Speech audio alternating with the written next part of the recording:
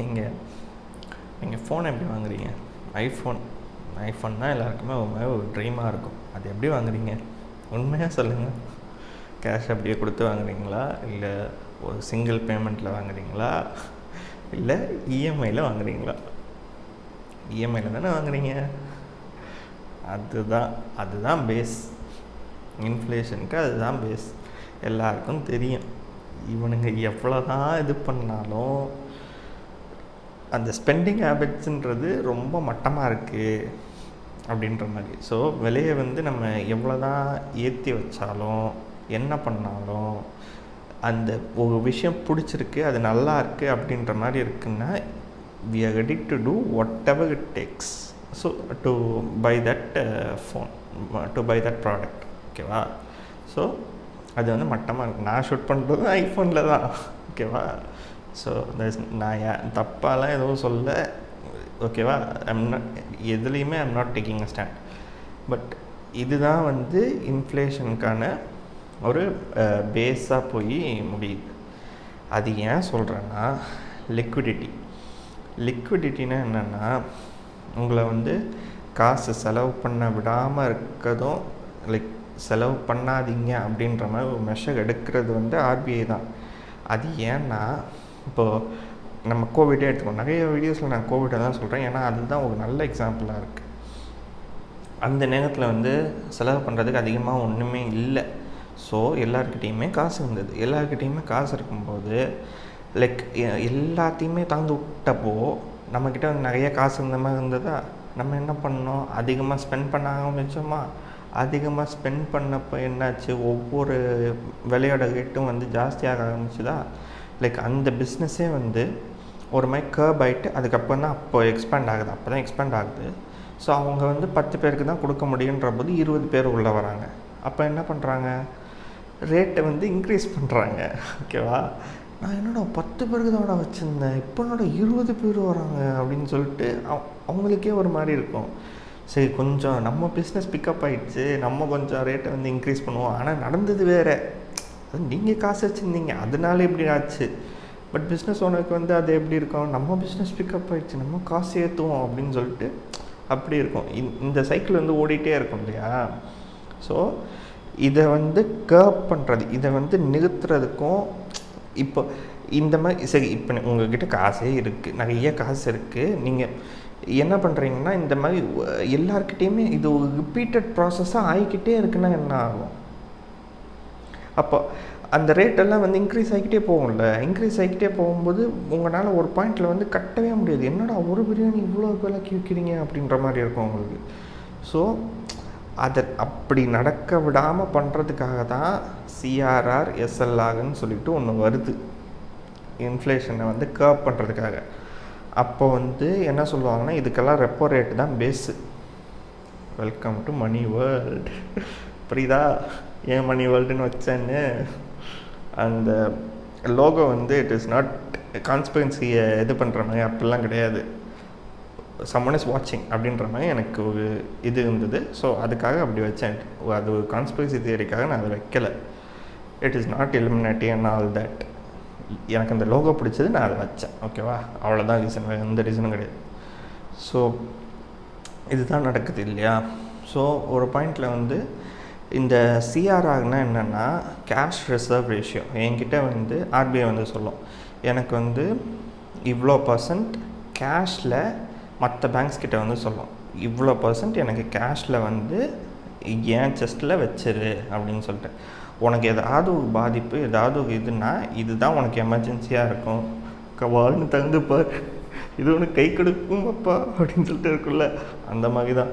So இந்த மாதிரி நீ என்கிட்ட வச்சிரு, கேஷாக என்கிட்ட வச்சிரு அப்படின்னு சொல்லிட்டு சொல்லுவாங்க.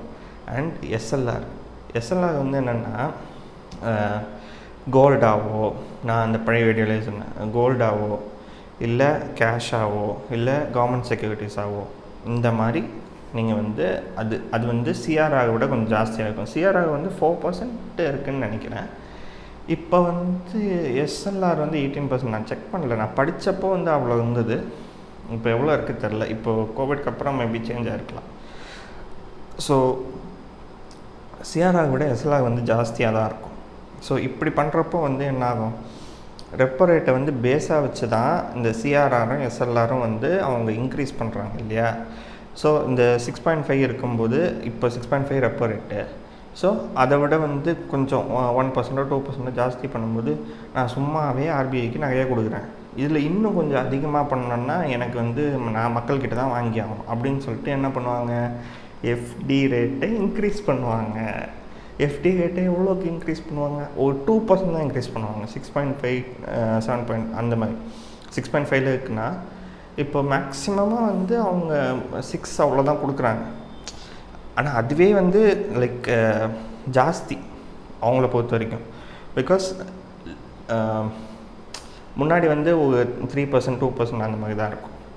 ஸோ இந்த ரேட் வந்து ஜாஸ்தியாக இருக்குது அப்படின்ற மாதிரி எஃப்டி இன்ட்ரெஸ்ட் ரேட்டை வந்து அவங்க ஜாஸ்தி பண்ணுவாங்க கொஞ்சம். ஏன்னா அப்போ தான் மக்கள்கிட்ட வந்து காசு வந்து உள்ளே வரும். இப்போ அந்த ஃபஸ்ட்டு ஸ்டோரி எடுங்க, நீங்கள் வந்து அந்த ஸ்பெண்டிங் ஹேபிட்ஸ்லாம் இருக்குல்ல, அப்போ ஒரு சில பேர் வந்து யோசிப்பீங்கள, ஓ சேவிங்ஸ் வந்து இவ்வளோ ஜாஸ்தியாக இருக்கா அப்படின்னு சொல்லிட்டு உங்கள் காசு எடுத்து அங்கே, அதுவும் எஃப்டி ரேட்டு தான், லாக்இன் பீரியட் இருக்கு, லாக் ஆகிடும். ஒரு 5 இயர்ஸ்க்கு அங்கே வச்சுருக்கணும். இது ஒரு ப்ராமிஸ் மாதிரி. நீங்கள் அதுலேருந்து ஓடி எடுத்துக்கலாம், அப்பப்போ ஓடி எடுத்துக்கலாம், ஓகே. பட் அது லாக்இன் பீரியடோடு சேர்த்து தான் இருக்கும், ஓகேவா. ஸோ அந்த ஃபஸ்ட்டு ஸ்டோரி சொன்னேன்ல, இப்போ இந்த காசை வந்து ஒரு 5 லட்சம் 10 லட்சம் நீங்கள் வந்து அங்கே போடுறீங்க அப்படின்னா உங்கள்கிட்ட வந்து காசு கம்மியாகிடுமா? அவ்வளோதான் லாஜிக்கு. இப்போ காசு கம்மியானா என்ன ஆகும், நீங்கள் செலவு பண்ண மாட்டீங்க, அவ்வளோதான். அப்போ இன்ஃப்ளேஷன் வந்து ஒரு மாதிரி மெயின்டைன் ஆகும். ஒரு அந்த இன்ட்ரெஸ்ட் ரேட்டை வச்சு உங்களை வந்து நல்ல விதத்தில் தான் மேனிப்புலேட் பண்ணுறாங்க. நான் ஸ்டாண்ட் எடுக்கல, பட் ஒரு மாதிரி அந்த இன்ஃப்ளேஷனை கர்ப் பண்ணுறதுக்காக தான் அவங்க அதை பண்ணுறாங்க. இது ஸ்பெண்டிங் ஹேபிட்ஸை மட்டும் வச்சு தான் அப்படின்ற மாதிரி கிடையாது. ஸ்பெண்டிங் ஹேபிட்ஸும் ஒரு ஃபேக்டர் அப்படின்றதுக்காக தான். ஸோ விலை ஏறக்கூடாது அப்படின்ற மாதிரி ஒரு இதுக்காக தான் மெயினாக வந்து அதுதான், விலை ஏறக்கூடாது, மக்கள் கஷ்டப்படக்கூடாது அப்படின்ற அந்த நோக்கத்தில் தான். எல்லாமே நல்ல விஷயத்துக்காக தான் அவங்க செய்கிறது. இந்த மணி சிஸ்டமே கொண்டு வந்துருக்கக்கூடாது, அது வேறு விஷயம். இவ்வளோ காம்ப்ளிகேட்டடாக இருக்க வேண்டிய அவசியமே கிடையாது. ஸோ பட் வேறு என்ன ஆல்டர்னேட்டிவ், இதெல்லாம் வந்து அப்படியே ரேண்டம் தாட்ஸாக வந்துட்டு போகுது. ஸோ அது கண்டுக்காதீங்க. ஸோ இந்த ரெப்போ ரேட் பற்றி சொன்னேன்னா, அண்ட் எஃப்டி ரேட் வந்து இன்க்ரீஸ் பண்ணுவாங்க அப்படின்னு சொல்லி சொன்னேன்னா, இப்போது லோன் இன்ட்ரெஸ்ட் ரேட்டையும் இன்க்ரீஸ் பண்ணுவாங்க. லோன் இன்ட்ரெஸ்ட் ரேட்டை ஏன் இன்க்ரீஸ் பண்ணுறாங்க, லோன் எடுக்கக்கூடாதுன்றதுக்காக தான் லோன் இன்ட்ரெஸ்ட் ரேட்டை வந்து இன்க்ரீஸ் பண்ணுறாங்க. இப்போது ஒரு சில பேர் என்னென்னா, லைக் ஏதோ ஒரு கோவத்துலேயோ இதுலேயோ வந்து நான் எல்லாத்தையும் கட்டிடுறேன், நான் ஃபுல்லாகவே கட்டிடுறேன் அப்படின்ற மாதிரி ஒரு மைண்ட் செட்டில் போய் இந்த நேரத்தில் போய் அதை வாங்குவாங்க. அது பண்ணக்கூடாது. ஸோ லைக் அவங்களே வந்து என்கிட்ட காசு வேணுன்றதுக்காக தான்டா நானே எஃப்டியை வந்து இன்ட்ரெஸ்ட் ரேட் வந்து இன்க்ரீஸ் பண்ணி வச்சுருக்கேன், நீங்கள் என்கிட்டேருந்து கடை வாங்குறீங்களா, ஏன்டா இப்படி பண்ணுறீங்க அப்படின்னு சொல்லிட்டு தான் அவங்களுக்கு யோசிக்க தோணும். இப்போ நான் சொல்லும்போது உங்களுக்கே அது யோசிக்க தோணுதில்ல. ஸோ அதுதான் முடிஞ்ச அளவுக்கு லோன் எடுக்க தப்பு கிடையாது, பட் டவுன் பேமெண்ட் நிறையா பண்ணிவிட்டு லோன் எடுத்திங்கன்னா உங்களுக்கு பெனிஃபிட். ஸோ அது எந்த சுச்சுவேஷனாக இருந்தாலுமே. அண்ட் இன்னொன்று என்னென்னா, ஃப்ளோட்டிங் ரேட் இன்ட்ரெஸ்ட் எல்லாமே லைக் எஃப்டியும் சரி, எஃப்டியில் இருக்கா தெரில, பட் லோன் வந்து நிறைய எல்லாமே ஃப்ளோட்டிங் ரேட் தான். ஸோ அது வந்து ஏறும் இறங்கும், அதுக்கேற்ற மாதிரி தான் லோன்ஸும் கொடுப்பாங்க. ஸோ லோன் வந்து ஆக்சுவலி அது ஃப்ளோட்டிங் ரேட்ன்றனால, பட் இந்த டைமில் எடுக்காதீங்க அப்படின்ற மாதிரியான ஒரு இண்டிகேஷன் தான் அது. பட் அதோட இன்ட்ரெஸ்ட் ரேட் வந்து அப்புறமா கம்மியாகலாம்.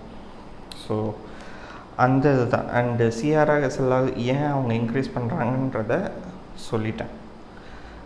So yeah, and low repo ரேட்னா lower loan interest rate and lower FD interest rate. High repo ரேட்னா high interest on FD and high interest on loan also. So இதுதான் liquidity.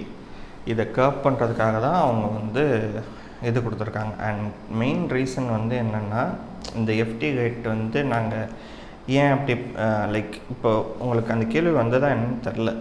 But இப்போ repo ரேட்டை விட ஜாஸ்தியாக வந்து இது வைக்கிறாங்கல்ல, ரெப்போ ரேட் வந்து 6.5னா லோன் ரேட்டை மட்டும் ஏன் 12.5 13 வைக்கிறாங்க அப்படின்ற மாதிரி கொண்டு நம்மளுக்கே அந்த கேள்வி வரும்.